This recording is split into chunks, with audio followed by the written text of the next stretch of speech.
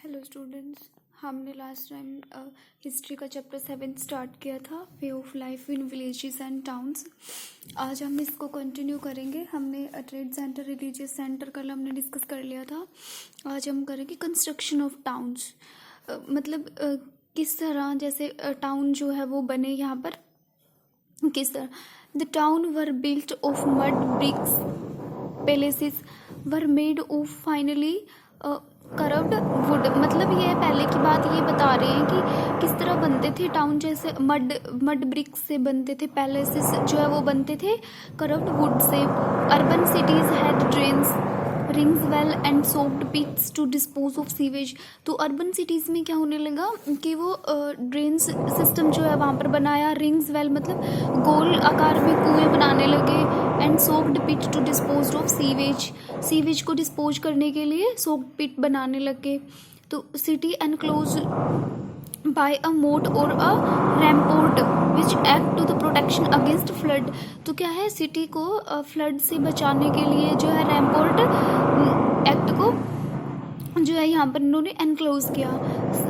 In the south and land owner are called विलेलर।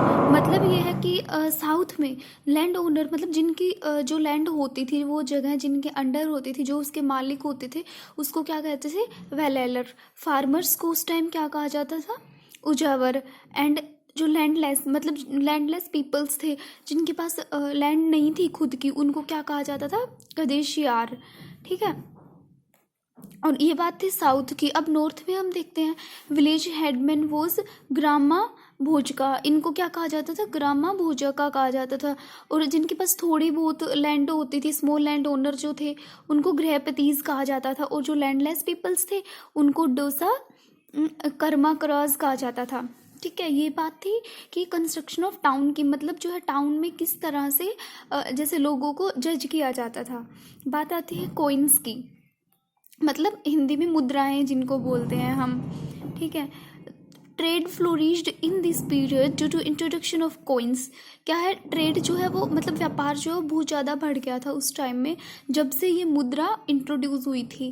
Earliest coin जो थे वो कैसे होते थे, पंच मार्क्ड होते थे, because the designs were punched on the coin. इस तरह से जैसे पंच करके कोई चीज़ जैसे ड्रॉ करते हैं ना, उस पर इस तरह करके हुआ करते थे, क्योंकि जो डिज़ाइन है वो कॉइन पर पंच करके बनाए जाते थे। सिल्वर कॉइन यूज़ करते थे more often. Copper coins were also popular. तो कुछ टाइम बाद में कॉपर के जो कॉइन्स हैं वो ज़्यादा ही पॉपुलर हो गए थे।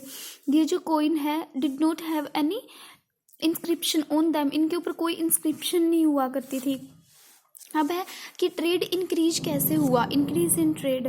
तो Indians export spices, textiles, precious stones, cotton and perfumes. क्या है, जो इंडियंस है, एक्सपोर्ट का मतलब होता है कि मतलब बाहर भेजना, और इम्पोर्ट का मतलब होता है कि बाहर से लेकर आना। तो स्पाइसेस मतलब जो हमारे मसाले होते हैं वो, टेक्सटाइल्स मतलब कपड़े का मतलब बाहर भेजना, प्रीशियस स्टोन्स, कॉटन, ये सब क्या है इंडिया वाले बाहर एक्सपोर्ट करने लगे। तो they imported mainly gold and silver. उसके बदले में वो गोल्ड और सिल्वर इम्पोर्ट करने लगे थे।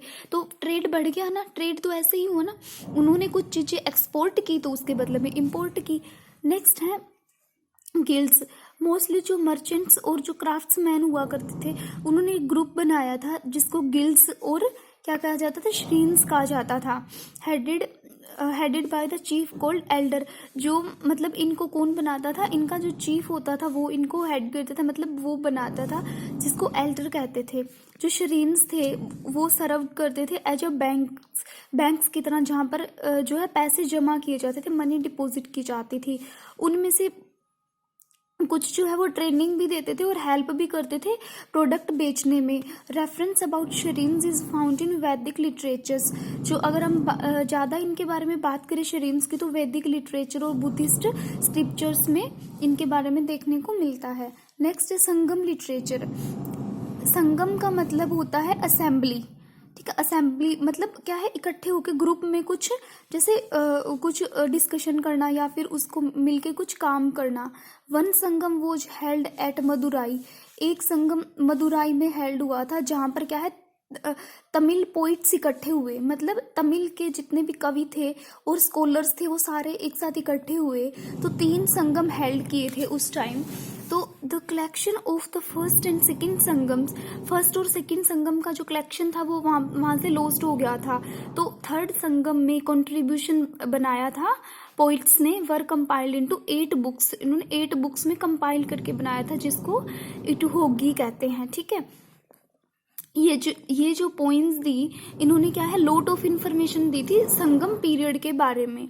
ठीक है, कल हम डिस्कस करेंगे, ये एक केस स्टडी दे रखी है तमिलनाडु की इस पे, और आगे एरिक मेंडो को डिस्कस करेंगे।